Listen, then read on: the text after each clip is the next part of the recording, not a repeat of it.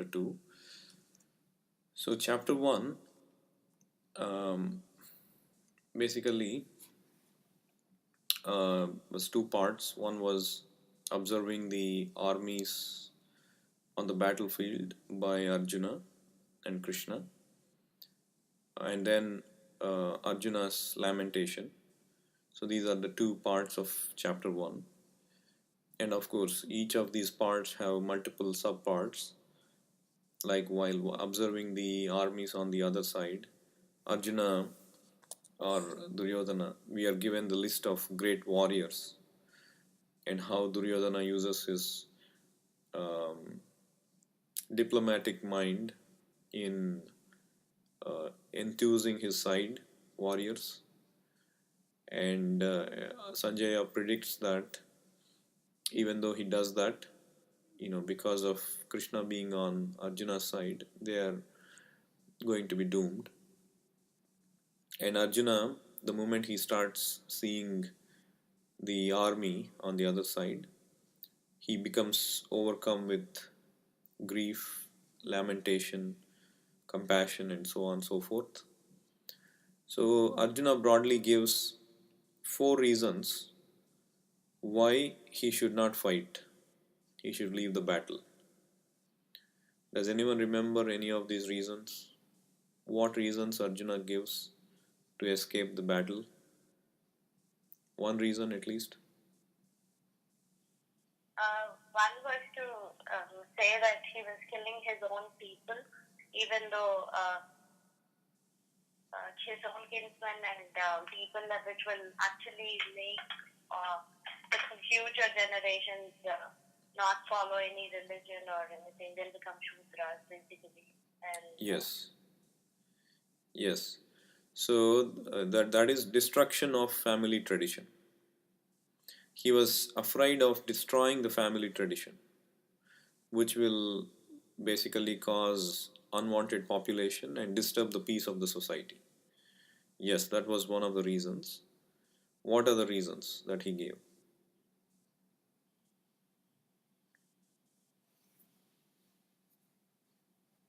Sinful reaction by killing the great people and very worthy of worship like Bhishma and Drona, he would get sinful reactions. Yes. Kind of activity. Yes. Fear of sinful reactions. He was afraid of acting in a adharmic way by killing his own seniors, his own teachers, superiors. He was trying to estimate that even though they are offenders, because they are his seniors and teachers, they should be forgiven. So therefore, he feared sinful reaction. So that was second reason. There are two more reasons why Arjuna does not want to fight. Enjoyment. Sorry, to be. Material sense. He was also thinking that this was all for the kingdom, and just for the kingdom's sake, materialistic gains, he was fighting. He doesn't want to fight. Yeah, so a little modification to that. He thought that even if he got the kingdom at the expense of their lives, there would be no one to share his kingdom or to show off his wealth, his position and power, and therefore there won't be any enjoyment. So that the enjoyment was the third reason. And what was the fourth one? Compassion. Yes. He felt compassionate for these poor people who are assembled on the battlefield just for the sake of bodily sense gratification without even seeing that it is their own kinsmen that are fighting. So overcame with compassion. So we can remember easily C, D, E, F. These are the four reasons. C, D, E, F. C stands for compassion. D stands for destruction of family tradition. E stands for enjoyment, or he felt that there won't be enjoyment if they die. And F stands for fear of sinful reaction. So C, D, E, F. So these are the four reasons broadly he gave in the later half of the first chapter, and therefore he felt Vishada. That is why this first chapter is also named as Arjuna Vishada Yoga. And in the end, in the 46th verse, Sanjaya said, Arjuna spoke thus, gave all these reasons, and then he cast aside his bow and arrows, and he just sat down on the chariot, and he was overwhelmed with grief. Shoka samvigna manasaha. He was overwhelmed with shoka or grief. And the second chapter starts from that point. It has two parts again, broadly, just like the first chapter has two parts broadly. Second chapter can also be categorized broadly into two parts. Up to 39th verse is the first part, and from 40 to 72 verses is the second part. And the first 39 verses talk primarily about Krishna giving analytical knowledge of the spirit soul and the difference between body and spirit soul. That is called Sankhya. Sankhya or Sankhya means counting. Sankhya. It's a Sanskrit word. In Telugu also they use Sankhya. I think maybe in Hindi also. Sankhya means to count or to analyze. So Krishna gives various pieces of understanding how to understand spirit soul, the qualities of spirit soul, the attributes of spirit soul, how to differentiate between body and soul. So this all come under the analytical Sankhya kind of study, empirical study. And then from 40th verse onwards, Krishna gives the knowledge of how to act with this understanding by giving up the fruitive results, by not enjoying the fruitive results and giving it up for the Supreme Lord. So that is working without fruitive results, or Buddhi Yoga or Bhakti Yoga. That is the later half of the second chapter. So that is the contents of the Gita summarized. So some commentators, they name this chapter as Sankhya Yoga, and some commentators say that the whole contents of the Gita get summarized in this chapter. So Bhaktivinoda Thakur actually went with that approach. This chapter contains the whole contents of the Gita in a summarized format. And so Prabhupada also chose to name the chapter like that, contents of the Gita summarized. And in this chapter we will see how Krishna counters various reasons of Arjuna to not fight. Arjuna gave the reasons not to fight, and we will see how Krishna counters these arguments starting from 11th verse onwards, how he should not be compassionate and so on and so forth. So we will see all that. And first few verses talk about Arjuna trying to explain more about his predicament, his unstable condition, his helpless condition, and then eventually surrendering to the Supreme Lord for his instruction. So here in this verse, Arjuna is being told here that, or Arjuna is expressing, Arjuna is having these three things overcome, three things overcoming his stability. What are these three things? Krupaya Vishtam. Krupaya means compassion. Tam tadha krupaya Vishtam ashru purnakulekshanam. He was overcome with compassion, krupaya Vishtam, and ashru purnakulekshanam. His eyes were full of tears. And vishidantam. Vishida means lamenting. He was overcome with compassion, lamentation, and tears in his eyes. So these are the three things that Sanjaya is explaining that he was overcome with. And Prabhupada says that this compassion, lamentation, and tears when they are materially applied, it shows the ignorance of the spirit soul. Real compassion should be to the spirit soul and not to the material dress of the spirit soul. Like the example Prabhupada is giving, without looking at the purport, who can remember, recollect?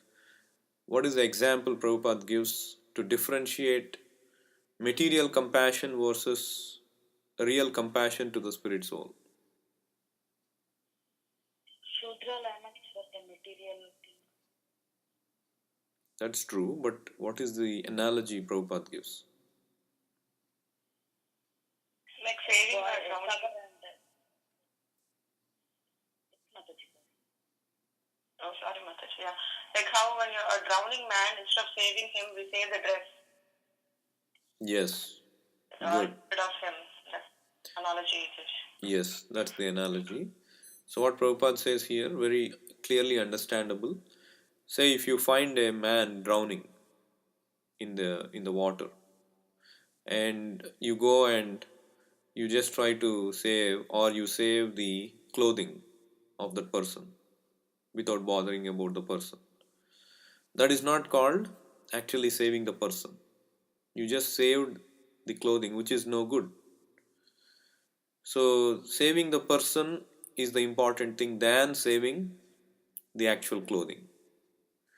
But of course, we shouldn't become devoid of any sense, or we shouldn't become insensitive and go to the other extreme and say that don't forget about your body. Say if somebody is having a disease, you know what, you're not this body, forget about it. We shouldn't become insensitive also and go to the other extreme. We should take care of our bodily discomforts, and we should also be compassionate on the bodily level. But the point here is that is not the highest form of compassion. You take care of the bodily discomfort, but that should not be your ultimate exhibition of compassion. Like somebody is suffering from fever, we shouldn't go to them and say, you are the soul and not the body, forget about it. One time I was told a story, not a story, it's a real incident. During Prabhupada's days, uh, one Prabhu was suffering from fever in the ashram, and the other devotee, he came and he asked why he was not coming out for service. And this suffering devotee said, Prabhu, I am suffering from fever. And this devotee starts speaking Shastra and, Prabhu, we are soul, we are not the body. So you are actually your soul, you are not the body.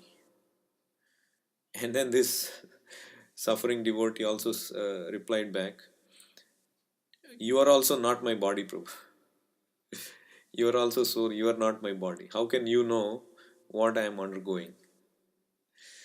So, point is, we shouldn't become, of course, at the point of suffering, we should take, when it comes to the point of actually undergoing suffering, you should take care of the bodily ailments and not wait for, the philosophy at that point, because the body also is an instrument to be used for the service of the Lord.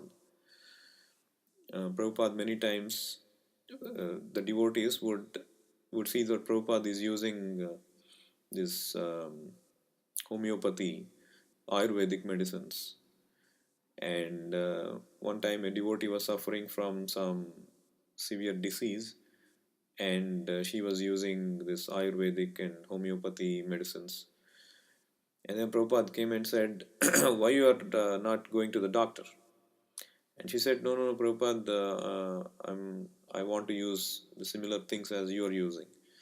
Then Prabhupada said, the Ayurvedic and homeopathy are typically used as a precautionary before you get the disease. But once you are fully into the disease, you have to go and take care with allopathy. Whatever is the best immediate measure that needs to be taken care to get the body back in shape, you need to do that. So Prabhupada was accepting multiple things. It was not that we shouldn't go to one extreme and say, oh, it is only like this, it is not like that.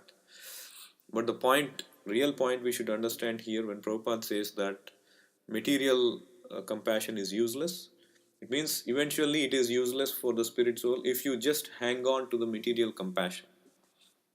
The real thing is spiritually how you are eventually helping that person. Um, there are several organizations who work on the platform of material compassion, and our organization, we work on the platform of spiritual compassion. So there are plenty of people who would help people on the material level. So we don't have to again do the same thing. Let other people do that. So there has to be somebody, some organization, some people who have to work on the spiritual platform. How to reform the spiritual consciousness of a drowning person. So everything is needed. And we don't have to become materialistically compassionate, because there are several enough people to do that. In one of the conversations I was hearing recently, there was Prabhupada's disciple, and his mother comes to visit Prabhupada. She would be very anxious, and she would be concerned that her son has given up his career and education and has become a monk and is not learning anything to get a job for himself and live like a regular person, quote unquote, regular person. So she was arguing with Prabhupada, um, why my son is not going to college, and why my son is not like a regular normal person. Why is he not getting education? So Prabhupada said, what is the real purpose of education? And then she says, real purpose of education is to, um, get a job, get a good living, and get married, and get a good family and good life. And Prabhupada said, that is not the purpose of education. The purpose of education is to reform ourselves and identify ourselves as spirit soul, as pure servants of God, and get back to the spiritual world where we can be freed from all this distress of life, which is Janma Mrityu Jara Vyadhi. And then she says, no, have you got the education? So she wants to get Prabhupada in a tangle. Didn't you get the education when you were young? So Prabhupada says, yeah, that is immaterial. Whether we get the education or not, eventually what we are doing to elevate ourselves spiritually, that's what is important. So then she says, then you got the education, then why my son shouldn't get education? Again, Prabhupada comes to the same point. What is the purpose of education? To come to this point, and your son is already at that point. He's already getting the highest education. And then she says, if everyone becomes like this, then there won't be doctors, there won't be engineers, and you are all depending on these doctors. When you get diseased, what do? You go to doctor, isn't it? Prabhupada said, yes, we go to doctor, we take help from the doctor. And then she says, see, that means your students, you are not giving education, but you are happily going and getting the treatment from a doctor when you get diseased. Then why are you discouraging? Why are you misleading them into not giving education? And again, Prabhupada tries to repeat the point and say that, see, there are different kinds of people who want to work on different platforms. Some people may want to work on the material platform. Some people may want to work to get sense gratification as their only goal in life. And there has to be some people who also work to elevate people from material to spiritual platform. Just like in a society, everyone is needed. It is not that everyone should only become doctors. Everyone should only become engineers. Just like our body has to have head and legs and hands and all these different parts to function as a whole unit. You need a thinking people also. You need intelligent class of people who make sure that the society is not going to dogs, is not becoming overtly materialistic. So there has to be a class of people who work on the spiritual platform. So if they choose to work on the spiritual platform, then it is their choice. We are not saying everybody will come and join us. But whoever comes and join us, we will educate them spiritually, and we will also educate them how to educate others spiritually. So every field is important and everyone is working according to their inclination. So if somebody is available as a doctor, why not take their service? They're offering their service. It is not that we will die without doctors. So it was not that in those days, people who were brahmanas, they were getting the knowledge from the Vedic literature using Ayurveda and other fields, and they were able to live with whatever medicine they were able to treat naturally. And it is not that people will die without doctors. Even though if there are doctors, why not take advantage of them? So Krishna has blessed them to become a doctor. So we will take advantage of that facility. But we don't say that everybody only should become a doctor. So, so the point Prabhupada was making is, yes, all these different fields are there. They work on the material platform, but there has to be this field ultimately which will be useful for everyone, which is to raise one's consciousness from materialistic platform to spiritual platform. That is the real compassion. So eventually compassion on the materialistic platform is useless. So that is the point. So here another point also we see Prabhupada is making here.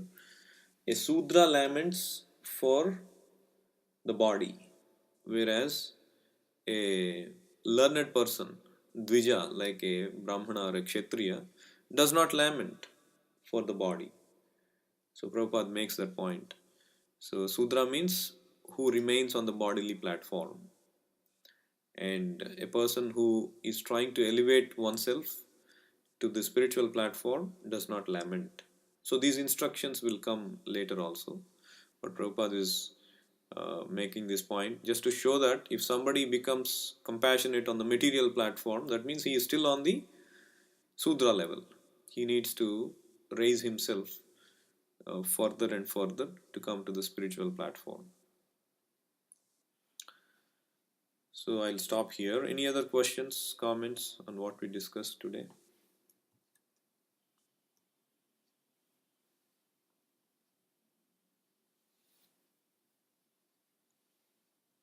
Okay. So we'll stop here. Thank you everyone. Bhagavad Gita as it is ki jai. Shila Prabhupada.